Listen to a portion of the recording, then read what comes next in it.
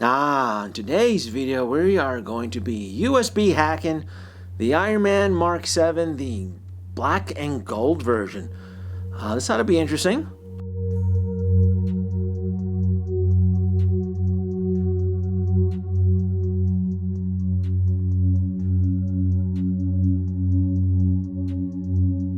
Sideshow exclusive, the Iron Man Mark VII. A lot of you folks out there may have gotten this, may have even passed on it.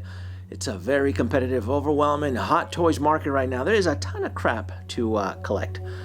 This is going to be a USB hack project. As you can kind of see already, the Mark VII black and gold, it's already been dismantled. And I just wanted to share with you folks the thinking process at what I do, what goes through my head as I'm going to be USB hacking this, and the steps I take. Now, I had no plans at all to USB hack this figure. In fact, if anything, I was going to have it positioned next with the Legendary 7 in the Prime Hall of Armor Modu case. And it's a beautiful suit. They really did a good job on this. This is just the chrome plating on it is just, it's just fantastic. I'm like, oh my God, this is a beautiful suit. The camera really, in my opinion, doesn't really capture its brilliance. It's really reflective. I love that gloss matte, that gloss piano black finish on it. And I started, unboxing it. I had no plans on really doing a video on it. And I'm like, you know what?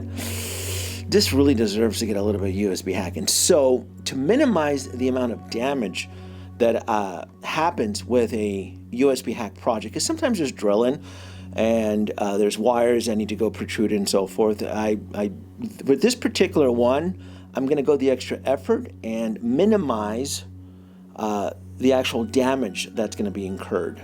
Now, I'm still going to have to drill in the helmet. Now, I'm going to have to drill 2 holes. One through the helmet, and then one through the back of the to power up the chest arc reactor. Now, with this one here, I'm going to kind of show you here. I have to drill a hole through the battery compartment, and then that hole has to go through the battery compartment, and it has to come out right through there. That way I can run the wires through a little micro hole through here, and I can feed the little connectors.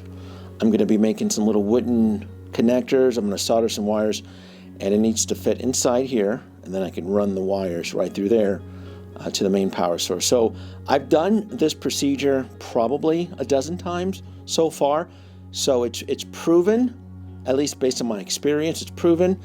And I've also noticed something else too with the newer die-cast Mark suits, is that I've noticed that Hot Toys has been implementing resistors. So I know that there's a resistor inside here. That tells me that I can pump in 5 volts, right? Because you would put in 3 of the little button cell batteries, which equates to about 4.5. And I've noticed in the newer suits that Hot Toys has incorporated resistors, essentially that if you pump in a little bit more than 4.5 volts, it brings it down. And I'm going to see if I can show you an example of that. So I've already gone ahead, I've dismantled the head, kind of see right there. I've also dismantled the arm and battery compartments, and I've also stretched out the chest component. Now right underneath here, let's see if I can shine a light here. Hold on one second. So hopefully you can see it, but there is a resistor right on the side. Hopefully I can show. There you go. Like it's like a little orange resistor, and that's connected right next to the battery compartment. This, I'm pretty confident it resists the power back down to 4.5. So I know that what I suspect, my theory is that Hot Toys knows that some Iron Man collectors, probably in Asia, are using soap reactors, pre-built power supply kits, and it's a little bit challenging, I would suspect, to deliver an exact 4.5 volts. It's cheaper and easier just to have the power delivery at 5 volts. And I've never seen this before. I've never seen an actual resistor underneath. As many times as I've done USB hack projects, I'm like, oh, this is really cool. So this gives me pure confidence that if I pump in 5 volts, that I can keep this on probably for years indefinitely, and it's not going to affect the actual arc reactor's brightness. In fact, I did this exact same hack to the die-cast Mark VII, the red one, and the LEDs are still super bright, and I never turn that damn thing off. So just to kind of show you that Hot Toys and then the older USB hack on the suits that I've done, I've never seen that resistor before. So I did it to here, I'll give you an example here. God, I don't know, maybe 2 years on, I never turned this thing off, and the brightness has dimmed. And that's me just feeding it 5 volts. Now, the Peacemaker suit, I believe, was 2014. LED technology, folks, has come a long way. Hell, just in the last 4 years alone, they have made some incredible strides in LED technology. You can kind of see, I think this is a power pose right there, the Mark 42. I just USB. This is just one of the older suits there. You can kind of see that's a power pose Mark 42. I just USB hacked it. I just plugged it in. It's been on probably as long as the Peacemaker suit, and you can see its brightness. It's just right there. It's still super bright. The Peacemaker and a lot of those House Party Protocol suits, I just don't think they probably use really cheap LEDs, and they just really weren't meant to be kept on all the time. I've had it for 2 years and it has not burnt out yet. In fact, I've had certain USB suits that the LEDs have dimmed, but that's me being lazy where I've not connected it to remote control, and it's been on for years. I shit you not, folks. I never turn it on. I just don't care. Now, I do have like the Modu cases, the actual brightness on remote controls, but this is my north wall right here. This is the first case of Modu cases, and I learned so much mistakes and improvements with this north wall that once I got my east wall, west wall, and my south wall, I was able to correct all the mistakes, making sure that every unit has power, making sure enough controls were plugged in and so forth. In fact, if anything, I'm going to be making another video with the north wall, because these little shitty Modu case lamps, I've had a couple of those transformers just burnt out, meaning that the lamps don't burn out, but the actual power supply, it gets superheated. It's drawing in a lot of power, 12 volts and plus, and it just burns out, and that's just continuous years. That's, again, this was the first wall. This was like early 2019, and there's just great cob LED technology right now that runs at 5 volts. It's super bright, super cool, uses very little energy. So eventually I'm going to be getting rid of all these old transformers. The ones that power these little lights right here, I need to get rid of that. It's not efficient, and it draws a lot of power, and it just needs to be replaced. So let's get back to the black and gold suit here. I was able to inspect underneath this suit. I know that there's a resistor. I know that I can drill a hole through here, and I can have the wire run underneath through this slot. Hopefully you guys can see it. So the wire is going to come underneath through here. And the benefit to that is that I can supply power. The cord comes underneath here, and I can then, where are the parts? Let's see here. Back case. Right here. I can then apply the battery case. I can screw that in there, and I can apply the, where's that? I can then put this on here, the actual cover, and the only thing you'll see is the wire from the helmet, then the wire underneath there, and then I can merge them. I can essentially daisy chain them. I know I can supply 5 volts to the arc reactor and to the helmet. Now the hands. So this is going to be a little bit tricky. In my original die-cast, the Mark VII, the brand new that was released, the last version of it, I never supplied power to the actual gauntlets. All I did was supply power to the helmet, and to the chest reactor, because I didn't like the idea that if I wanted to supply power to the actual hands gauntlets, I would have needed to essentially show you right here. Essentially, I would have to drill through this. I would have to run the power through the. There's even a hole right here, which I can run the little module where I can run the wires. But the problem is that it's when you have the plate in on it, it just doesn't work. So either you have to drill a hole through this plate in, and if you try to run the wires through the cracks here, it does not look good. I've tried it before, and the plate isn't secure. It always snaps off. It doesn't look really good at all. It just does not work. So I've always avoided, like, if I have to drill through this chrome plating, I don't like that. I just need to get the actual hand lit up. So what I'm going to do that's different with this project is I'm going to for this USB hack project, what I'm going to be using the flight and repulsor hands. These are where it looks like he's taken off, and these hands, if you aim it vertically, it looks like he's going to be shooting his blasters. You can kind of see like there's a little acrylic right there that lets the light shine through. So I'm not going to be using the incorporated light because I see it's a challenge to supply power to get this lit up. So what I'm going to do is I'm going to forego using this, and I'm going to, the little acrylic, actually it's really easy. Get like a screwdriver, and you can pop it right off, and when it does, it looks something like this. So now you have an exposed hole. You can kind of see it right there. I'm going to see if I can show it to you. But yeah, you can see the hole right there.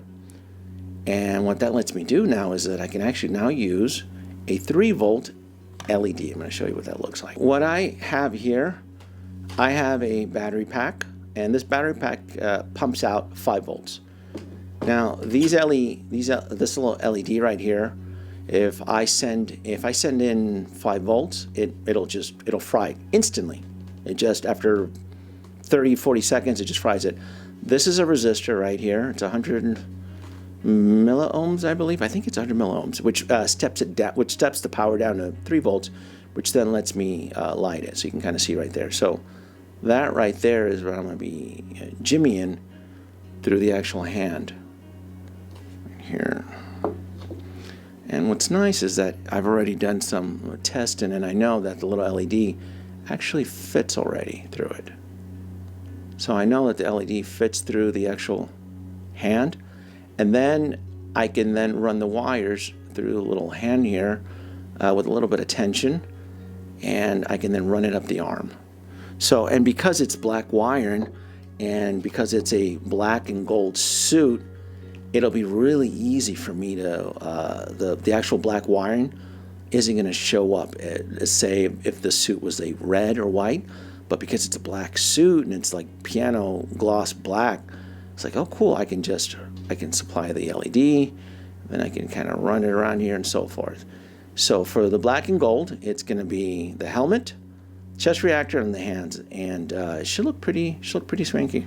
All right, so I've already soldered the little LED. Hopefully you can kind of see it. I've soldered it right there, and I have to squeeze this through the hand. Now, that's an exposed terminal there, so I'm going to use some liquid tape, and this is use liquid tape, and it's essentially, when it dries, it acts like an insulator, and that way when I squeeze the LED inside the hand, it doesn't create a short. So that's what it looked like, and I'm prepping this up so I can kind of see it. So it'll dry, it'll turn into rubber, and it acts like an insulator. That way, it'll fit just perfectly. So I'll go ahead and finish the other one too. All right, this is probably the most skilled level right here, or I guess the hardest part, most challenging. It's trying to drill, making sure that you don't damage anything. But there's a hole goes through there, and then hole will be coming in through there. And I think I did 2 holes, but that's okay because no one's going to see it as long as I can feed the wire through that hole. Yeah. To create my little, I guess, battery terminal thingamajigs, I'm not exactly sure what to call them, I cut a little piece of this wooden dowel, and it should kind of look like this. Little tiny piece of wood, like so. I don't have the exact measurements because I kind of just eyeball things. But it's a little piece of wood, and then what I do is I coat it with copper tape. Super high conductive copper tape, and that's what I use to solder the wires on. And this is going to be my little terminal to supply power to the helmet. So I just finished a little battery terminal, and this is what it'll look like. And that's what it looks like. And if you're wondering about the wire, it is 30 gauge, I believe is the wire that I'm using. So just got to fit it in through the helmet now. Just as I theorized, drilling the hole through the battery compartment. I drilled a hole. I made my little battery with little wooden homemade terminal, little copper solder, and I ran the wire underneath it through the, just underneath it right there, so I can add all the plating onto it. And it works actually just fine. The battery terminal for the helmet actually came out pretty well. Drilled the hole through the helmet, ran the wire underneath it, right? And do a test here, make sure it lights up. Beautiful. Lights right up, and you see the wire comes underneath, so that way I can screw the helmet and head, and you wouldn't even know it. Oh, you wouldn't even know it. Swinky. Let's see here. Nice. Oh, it's coming out just nice. All right. It turns out that I can run the power cord from the helmet through, there's a slot through the neck, and I can run the power underneath it, which is fantastic. So now I have two cables underneath here. See, it's because this piano black and the black wires, it just blends in. So this is awesome. I mean, you can kind of see the wire protruding, but you're not going to see it. Let's have it fully displayed. So this is awesome. This is cool. This little hack is actually coming out better than I planned, actually. Okay, so it's the next day, and I had to wait 24 hours because I wanted to let the rubber sealant dry on these connectors, just to kind of show you it's sturdy, flexible, and it's going to help me prevent a short. So this is done, and the other one should be done as well too. I'm showing you right here. These are going to be the super bright 3 volts. The hand repulsor lights. So I'll get these installed right now. I was able to slip in the LEDs through the palms right there. Now keep in mind though that it's going to be a tight fit to actually attach the arm through this hole. And the easiest way I found to do this is to have a hot air gun. Now, when you're doing these USB hacks, I'm telling you, it's mandatory. You gotta have a hot air gun.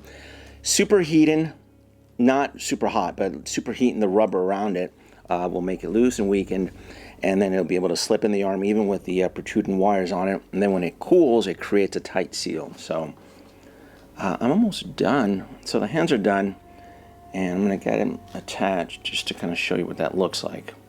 But yes, you do. I'm not gonna show you the hot air gun, but I do have to heat these palms to fit them in. Superheated the palm, it fits right in. There's a little bit of red goo there I gotta clean up. I can probably use some clippers on that. And I have the wire running underneath the plastic gauntlet accessory, I guess you would call it. And then I'm gonna run the cord underneath it through. I'm gonna run the cord through here, like so. So I don't mind a little bit of protruding wire. I don't mind a little bit of wire being exposed, and kind of makes it look a little bit techno. All right, I'll work on the other arm. This is this right here is the newest, affordability cob LED, and it's gotten a lot, I guess, thinner. Used to be a little bit, or it used to be a lot wider, and this is super thin, just as bright, runs on 5 volts, and I'm gonna add a little bit of flare. I'm gonna slip this cob LED strip inside its chest so that the light will bleed through the cracks, giving it that techno glow. So there you go, turn it on. So yeah, look at that. A little bit of a blue hue, and that's gonna go underneath the front. Wrap that around. Should give it a nice look.